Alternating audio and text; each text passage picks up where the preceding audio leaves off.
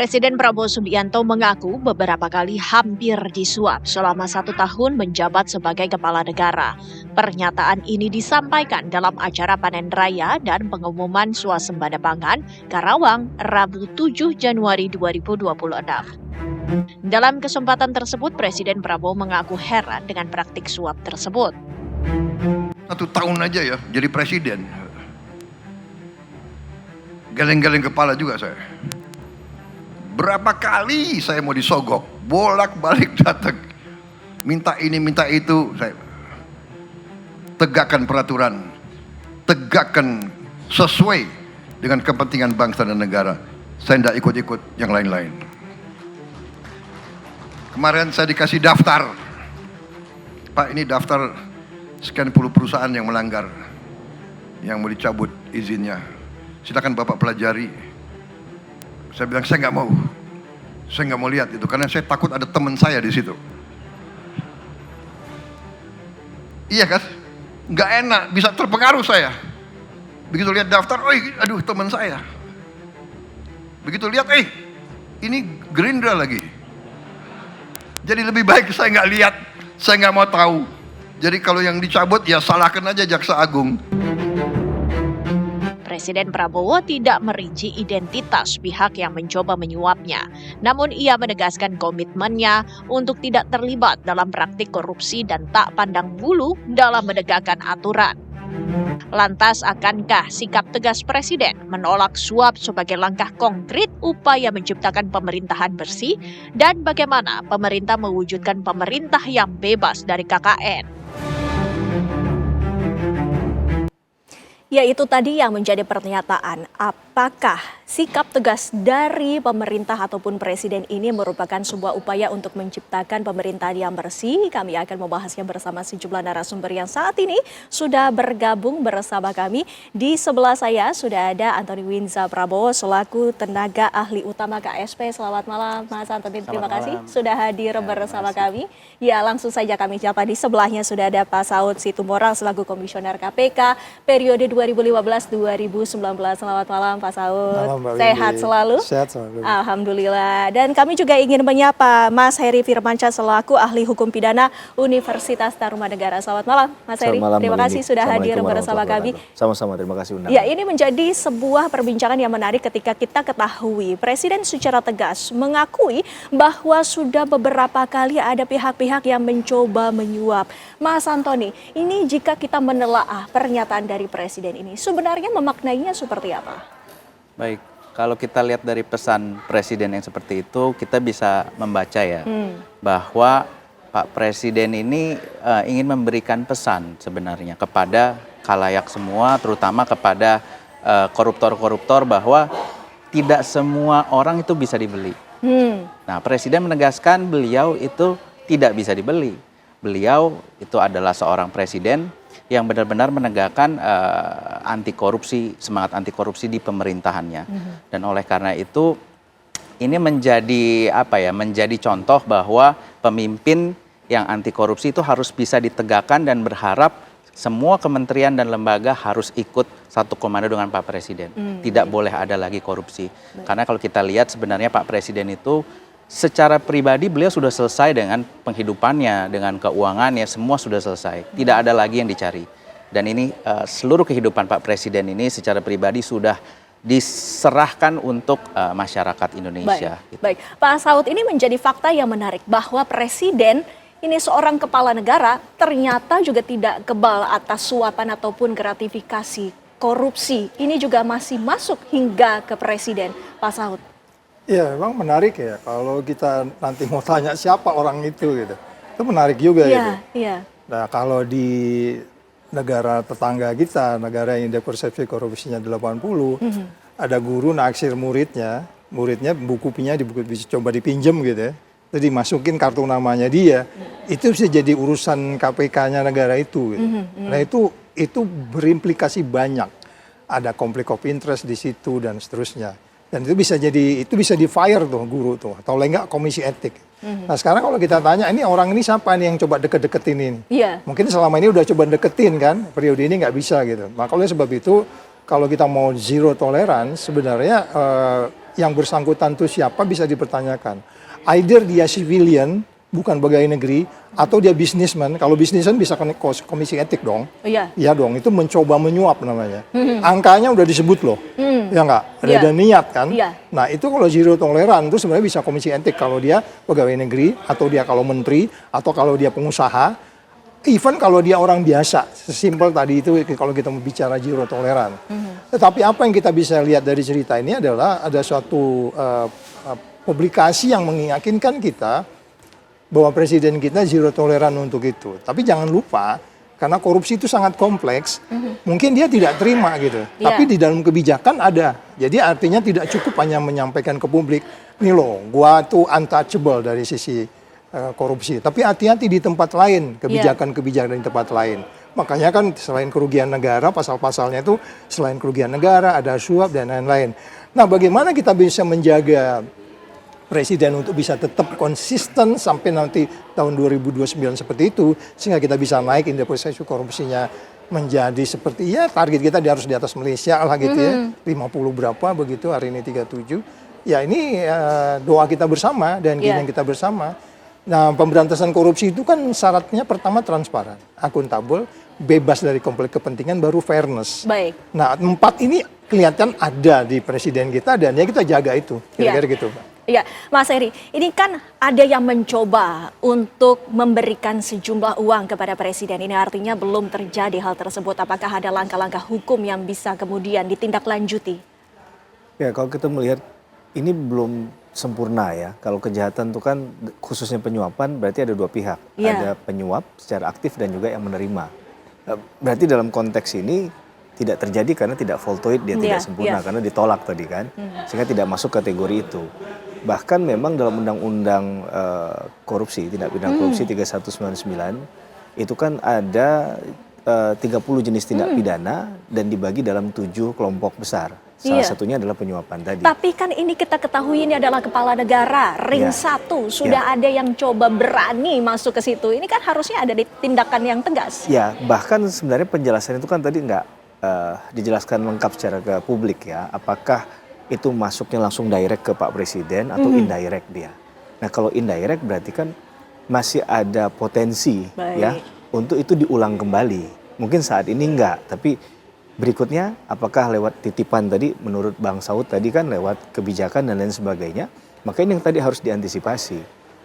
Ring nomor 1 sampai sekian presiden memang harus bersih juga. Jangan sampai hanya Pak Presiden yang menyampaikan ini kemudian terjemahannya dalam konteks yang lain ada yang pemainnya nanti. Ya, ini yang harusnya pesan ini tidak hanya keluar tapi juga internal dulu kan begitu. Nah, kalau kemudian secara internal itu sudah dipastikan tidak ada pemain-pemain itu, ya mungkin lebih bernilai message yang disampaikan oleh Pak Presiden. Mungkin ini ingin mengatakan bahwa jangan coba bermain-main ya. Secara komitmen beliau tegas mengatakan itu, tapi sekali lagi yang perlu dijaga adalah bukan di Pak Presiden saja, di Pak Prabowo saja, tapi konsistensi dalam penegakan hukum tindak pidana korupsi ini kan up and down tadi ya. Bahkan salah satunya ketika ada pembantu-pembantu presiden yang kemudian di tahun kemarin ditangkap oleh KPK lewat operasi tangkap tangan, itu kan membuktikan bahwa ternyata celah koruptif itu selalu ada dan bahkan bisa diciptakan. Nah bagaimana tidak hanya menekan, tapi bahasanya tadi adalah zero tolerance, berarti kan 0. Bukan lagi meminimalisir, tidak boleh ada kata meminimalisir dalam konteks pemberantasan tindak pidana korupsi. Bahkan harusnya kita tidak lagi bicara tentang pemberantasan, bagaimana pencegahan. Pencegahan, nah, apakah kemudian kebijakan-kebijakan yang dilakukan oleh Presiden itu mengarah ke sana, ya, dan itu bisa diterjemahkan ke bawah sampai ke pemerintah daerah. Karena sangat celaka kalau seandainya ini hanya pemahaman di tingkat pusat saja. Tapi ternyata misalnya ada bupati, ada gubernur yang kemarin sebenarnya juga sudah ikut di beberapa kegiatan presiden ya untuk nasionalisme, untuk menyatakan bahwa kita ini merah putih, nggak hanya bicara tentang kepentingan sesaat, konflik of interest tadi. Saya rasa celah koruptif yang paling besar itu bisa masuk lewat konflik of interest dan itu harus dijaga betul. Baik, Mas Antoni, boleh ditanggapi. Ini bisa kita artikan tidak bahwa Presiden memberikan pernyataan tersebut sebagai warning kepada seluruh pejabat di bawahnya untuk jangan main-main dengan korupsi? Ya, kalau kita lihat kayak warning atau alarm itu kan sebenarnya buat kalau orangnya sedang tertidur gitu ya. Sedangkan pemerintahan presiden ini adalah pemerintahan yang tidak tertidur penegakan hukumnya. Dan kalau kita lihat, kalau Pak Presiden mau terima suap, itu ngapain Pak Presiden harus berbicara ada suap yang sudah ditolak seperti itu. Berarti kan kalau Pak Presiden mau terima, dia tinggal diam-diam saja. Ini dikatakan demikian memang untuk memberitahu bahwa kepalanya dari suatu negara ini memerintahkan kepada semuanya harus melihat seperti saya. Ayo kita taat pada hukum, kita harus bersih-bersih, disadari memang celah korupsi itu ada, tetapi terus kita perangi gitu dari segala sisi. Kalau misalnya kita lihat dari penegakan hukum yang ada, kita lihat dari kejaksaan contohnya, ada 13 triliun lebih untuk beberapa kasus. Ada juga pemusnahan narkoba sampai puluhan triliun. Ada juga sawit dan sebagainya. Itu membuktikan bahwa memang kerja-kerja ini nggak cuma retorika, Asta Cita ke-7 itu benar-benar dinyatakan, dibuktikan, bahkan kami di KSP itu memang adalah delivery unit dari Presiden. Setiap Asta Cita itu ada turunan-turunan program-programnya, kami harus menagih gitu ya kepada KL-KL, Kementerian Lembaga-Lembaga, apakah target Asta Cita ini sudah terpenuhi. Kita ada bulan 3, bulan 6, bulan 9, bulan 12, kita pantau terus. Baik. Pak Saud, apakah melakukan ataupun menciptakan pemerintahan yang bersih ini sangat sulit untuk dicapai? Nanti dijawab selepas jeda pariwara berikut ini. Pemirsa, kami masih akan kembali sesaat lagi. Ada kembali bersama kami di Apa Kabar Indonesia Malam, Pak Saud. Jika kita melihat pernyataan dari Presiden Prabowo yang kemudian kita bisa menelaah, apakah korupsi yang begitu menggerogoti pemerintahan ini menjadi sebuah bahaya yang seharusnya ada tindakan secepat mungkin, Pak Saud? Ya, yang sulit itu kan bagaimana total football ini bisa kita jalankan. Ya, karena ini kan variabelnya sangat kompleks. Di bidang ideologi ada, di bidang politik ada, ekonomi ada.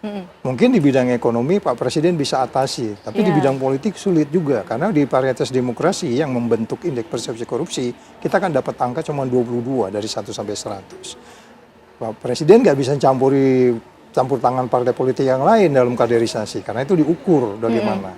Jadi 9 lembaga yang menentukan indeks persepsi korupsi itu akan membentuk angka yang 37 yang kita dapat itu. Yang secara guyon saya mengatakan kita hanya 3 poin di atas negara yang bikin rusuh kemarin lah gitu ya. Jadi maksud saya adalah bagaimana angka yang kemudian itu bisa kita atur secara total, message-nya jelas, itu sudah disampaikan oleh Presiden. Cuman bagaimana grup ini untuk bisa main secara baik, siapa yang di goalkeeper, siapa yang penyerang, dalam hal ini penyerang ada KPK, ada kemudian kejaksaan, terus kemudian ada kemudian kepolisian dan seterusnya. Mereka saling check and balance satu sama lain. Jaksa yang nakal ditangkap sama KPK, KPK yang nakal ditangkap oleh kejaksaan dan seterusnya. Itu yang akan membuat check and balance akan menjadi lebih baik. Ini yang menurut saya harus bisa dijabarkan oleh pesan pertama yang harus kita kejar sampai ke Antartika dan seterusnya. Saya kemarin ditanya orang, gimana Pak Saud sampai ke Antartika? Nggak tahu, jangan-jangan sampai Singapura dia balik lagi. Lupa bawa jas hujan mungkin. Di Antartikanya kedinginan dan seterusnya. Nah, bagaimana ini kesiapannya? Nah, kalau tiap hari Presiden harus mengingatkan seperti ini, tugas Anda apa dong di situ gitu? Ya kan? Seharusnya kalau dia bisa menjabarkan lebih detail, tadi disebutkan teman-teman dari KSP juga ada namanya KPI mungkin di sana ya. Kinerjanya setiap institusi ini kayak gimana, bisa kerjasama dengan KPK, dari sisi ada Kepresnya juga itu mengenai pencegahan, bagaimana APBD di daerah dan seterusnya, bagaimana kepala daerah dan seterusnya. Nah ini yang menurut saya orkestrasi itu jangan menjadi noisy, karena selama ini kan kita masih melihat ada noisy itu, yang walaupun sebenarnya saya berulang-ulang mohon maaf Mbak Wendy, 4 tahun di KPK saya nggak pernah dengar presiden saya ngomong seperti yang presiden sekarang ini.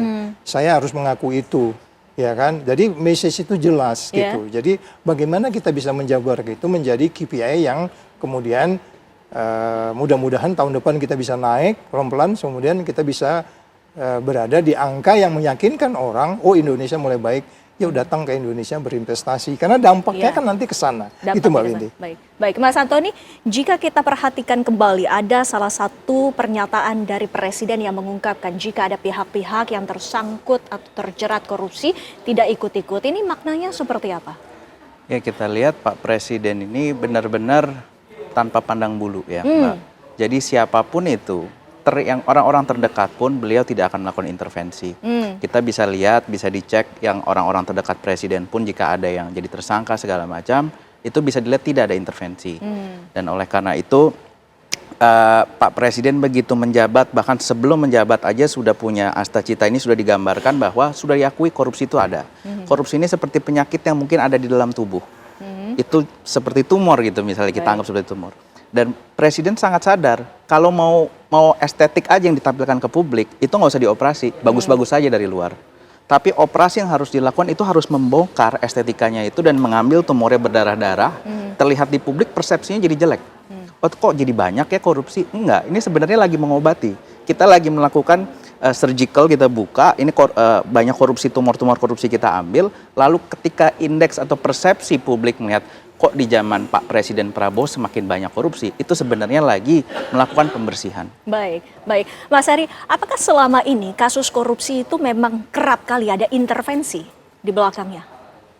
Iya, mungkin itu sesuatu yang jamak kita dengar, tapi untuk membuktikannya susah ya, karena toh orang-orang yang kalau benar itu ada pelakunya kan nggak pernah juga dijerat menggunakan mekanisme hukum pidana misalnya. Tapi ini mungkin bisa jadi kekhawatiran kita semua ya, bahwa ada penyelesaian-penyelesaian ataupun ada intervensi di mana misalnya ada kasus yang harusnya segera naik menjadi tidak naik. Tebang pilih misalnya. Itu kan istilah masyarakat yang menggunakan. Kita nggak tahu yang sejatinya terjadinya apa di sana. Tapi yang menjadi orang awam pikirkan adalah ketika ini sudah ditetapkan menjadi tersangka, kok kasusnya mandek. Ya, mandek itu kan berarti dia kayak dipeti eskan lah. Tidak naik, tidak juga dihentikan. Nah ini kan sebenarnya menggantung. Nah perkara-perkara semacam ini sampai detik ini pun sebenarnya ada kalau kita mau mencatat begitu. Nah, bagaimana kemudian peta pemberantasan korupsi ini kan harus ada roadmap-nya. Karena perkara-perkara yang seperti itu harus ada ketegasan juga. Agar tadi bernilai tadi apa yang disampaikan oleh Pak Presiden. Kalau Pak Prabowo kita rasa tidak ada urusan lah dengan korupsi ya. Tapi dalam konteks yang lain tadi mungkin ada celah-celah koruptif yang akhirnya bisa menjadi penilaian masyarakat terhadap kinerja pemerintah. Nah ini yang tentunya kita tidak harapkan, sesuatu yang komitmen awal tadi tidak dibarengi dengan konsistensi dalam roadmap pemberantasan korupsinya. Yang itu kata kuncinya pasti adalah transparansi, dalam hal ini pasti adalah keterbukaan informasi yang dalam pengelolaan pemerintahan ya, agar bisa mencapai clean atau clean governance lah katakanlah begitu, pemerintahan yang bersih. Nah dalam konteks ini kan banyak cara metode yang harus dilakukan. Nah ini yang menjadi penting bahwa Panglima Pemberantasan Korupsi memang Presiden, tapi semuanya juga harus ikut terlibat. Khawatirnya kita Pak Presiden misalnya mendapatkan data, mendapatkan informasi yang tidak detail, tidak secara menyeluruh begitu kan. Baik Pak Saud. Sesungguhnya apa yang harus dilakukan untuk mencapai pemerintahan yang bersih ini? Nanti ditahan dulu ya Pak Saud, kita masih akan kembali pemirsa sesaat lagi.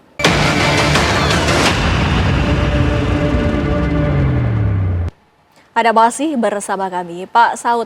Menurut Anda sendiri, apakah ada rekomendasi dan juga langkah-langkah upaya sebagai pewujudan pemerintahan yang bersih ini agar bisa terrealisasi? Ya sebenarnya kan Pak Presiden ini dikelilingi oleh orang-orang yang paham dari sisi praktikal bagaimana formil material pemberantasan korupsi dilakukan.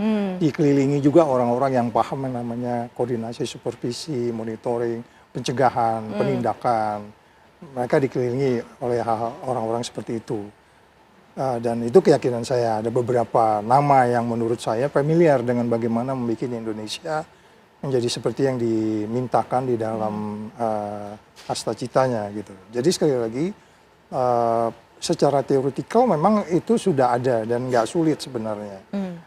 Tadi Mas Heri juga ada menyebutkan kalau kita mau transparan, kemudian good governance, itu kan mereka juga kalau bicara pimpinan kan Minimal kalau di Polri, di TNI mereka udah pernah 9 bulan di Lemhanas. Iya. Mereka tahu bagaimana memanage yang baik, bagaimana kenyataan dengan tidak kenyataan, di atas kertas dengan enggak.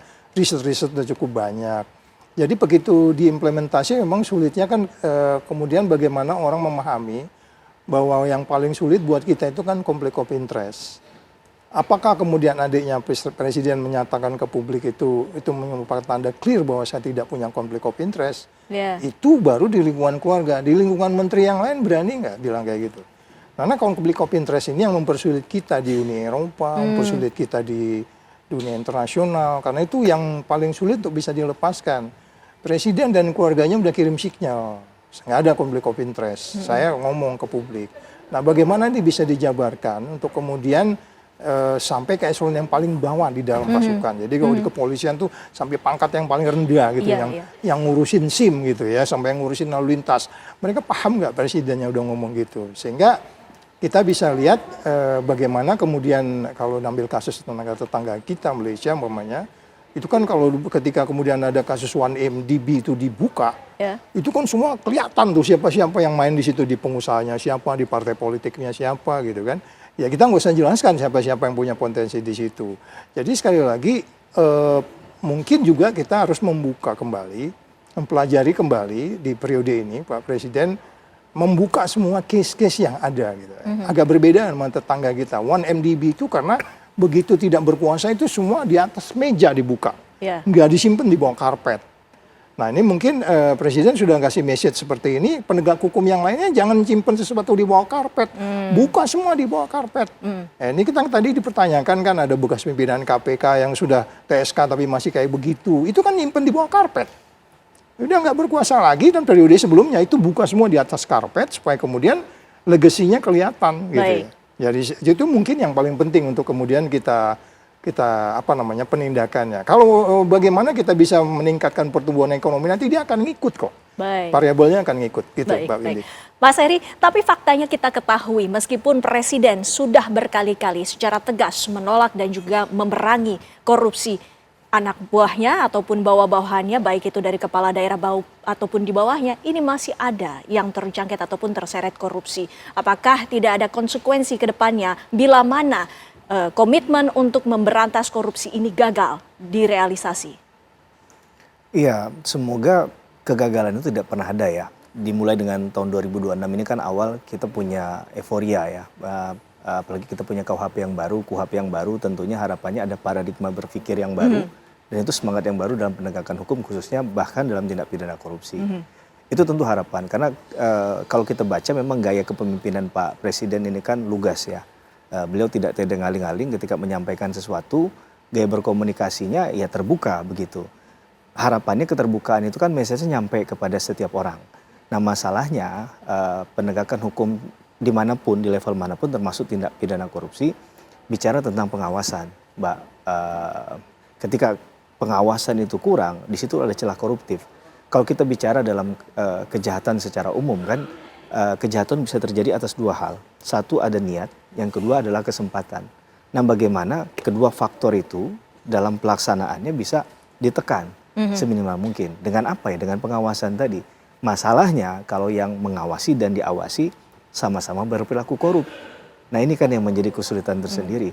Maka tentu di ring satu presiden, orang-orang yang dipilih untuk menerjemahkan kebijakan itu tentu orang-orang yang harusnya amanah, punya integritas. Bahasa integritas ini mudah diucapkan Mbak, tapi bagaimana kemudian menerjemahkannya? Nah ini kan yang sekali lagi tidak bisa disampaikan hanya dalam satu atau dua kesempatan ya. Harus terus ada CCTV yang hidup, yang secara online terkoneksi dengan beliau. Kalau tadi kita sudah sepakat apa yang disampaikan oleh Pak Presiden, message-nya jelas. Agar bahwa pemberantasan korupsi itu bahkan dimulai dari beliau sendiri. Beliau sudah terbuka untuk menyampaikan itu kepada publik. Nah harusnya ini mendapat tamparan keras bagi seluruhnya untuk menerjemahkan agar memperbaiki. Jangan sampai itu dianggap hanya angin lalu, kan? Hanya dianggap hanya sekedar curhat beliau dalam tanda petik, kemudian tidak ada makna berikutnya. Padahal menurut saya ini sangat keras. Pernyataan ini bisa diimbangi dengan ketegasan dalam hal mendisiplinkan tadi, yaitu bisa saja dengan sanksi-sanksi yang diperberat. menurut saya pejabat-pejabat yang melakukan tindakan itu kan bisa ada mekanisme sanksi misalnya diperberat secara maksimal misalnya. Nah, tapi dalam sistem peradilan pidana ketika di pengadilan kan ada alasan tetap yang bisa meringankan seseorang. Apakah dia pernah berprestasi, dia pernah berkontribusi bagi negara. Nah, apakah hal-hal semacam ini juga penterjemahan dalam konteks legalistik formil kita juga sama dengan amanat yang disampaikan oleh beliau nantinya. Baik. Nah, ini yang semestinya dinilai secara KPI tadi bahasanya Bang Saud, dinilai secara keseluruhan, secara overall ya. Apakah benar bahwa di setiap ini sudah dilakukan hal itu? Ini yang menurut saya penting, data informasi yang disampaikan ke beliau, sehingga ketika misal beliau kemarin mengambil alih kasus dalam konteks putusan dari Pak Hasto, Pak Tom Lembong, ini kan untuk membuktikan bahwa bukan keberpihakan kepada orang yang dijadikan tersangka dalam tindak pidana korupsi, tapi bagaimana kita melihat kasus tindak pidana korupsi ini secara komprehensif. Bisa saja orang yang ditetapkan menjadi tersangka ternyata bukan pelaku tindak pidana. Sebenarnya misalnya ada hal-hal yang ternyata secara mens rea tidak terpenuhi. Iya. Beliau dalam melihat itu. Iya. Nah, ini menurut saya juga jangan dianggap jadi kontrario dengan pemberantasan korupsi kita. Nah, ini kan kita juga harus siap menerima hal-hal semacam itu. Jangan Baik. sampai kita mengatakan bahwa ini ketegasan, tapi kita melihat dalam beberapa peristiwa ini kontrario tadi dengan pernyataan beliau. Padahal bisa saja itu jadi sebenarnya masukan yang berharga dalam peta pemberantasan korupsi kita. Baik. Begitu. Baik, Mas Antoni, lantas dengan tadi yang sudah disampaikan oleh Mas Heri, langkah dari pemerintah sendiri agar ucapan dan pernyataan tegas dari Presiden ini bisa mengakar dan juga direalisasikan sampai ke akar-akarnya. Langkah sudah dilakukan, makanya terbukti operasinya dibuka, kelihatan banyak tumor diangkat, dikasih lihat ke publik. Ini buat kasih lihat bahwa memperlihatkan kepada publik bahwa ini bekerja. Nggak hanya retorika, nggak hanya asta cita yang ditulis di atas kertas, tapi dilakukan. Sehingga publik jangan sampai melihat persepsinya menjadi salah bahwa, oh kok ketika pemerintahan Presiden Prabowo jadi banyak korupsi. Bukan. Ini korupsi ini sudah disadari ada. Ketika Pak Prabowo mau masuk menjadi presiden sini kan sudah disiapkan asta cita itu semua. Udah disadari ada, lalu kita semua bekerja sama untuk mengoperasi itu, membuka, sehingga diperlihatkan bahwa kita bekerja itu bukan cuma kata-kata gitu ya. Tapi untuk strateginya sendiri ada banyak gitu ya. Ada dari hulu sampai hilir gitu ya. Ada juga namanya Stranas PK. Baik. Di mana pencegahan korupsi itu dilakukan. Misalnya kita lihat dari mining sector gitu, dari pertambangan. Baik, singkat saja. Itu akan dikejar itu, barang itu dari mana ke mana. Kalau ada diskrepansi angka, PNBP-nya kurang gimana, pasti akan terhitung dan itu bisa dipulihkan. Baik, terima kasih Mas Antoni, terima kasih Pak Saud, terima kasih Mas Heri. Kita tentunya harapannya satu, agar tindak korupsi itu kita sama-sama sepakat bahwa ini adalah tindakan kejahatan dan pelaku culas, dan kita harapkan agar negara ini bersih dari korupsi. Terima kasih Bapak-Bapak sekali lagi waktunya, dan pemirsa kami masih akan kembali selepas jeda pariwara berikut ini.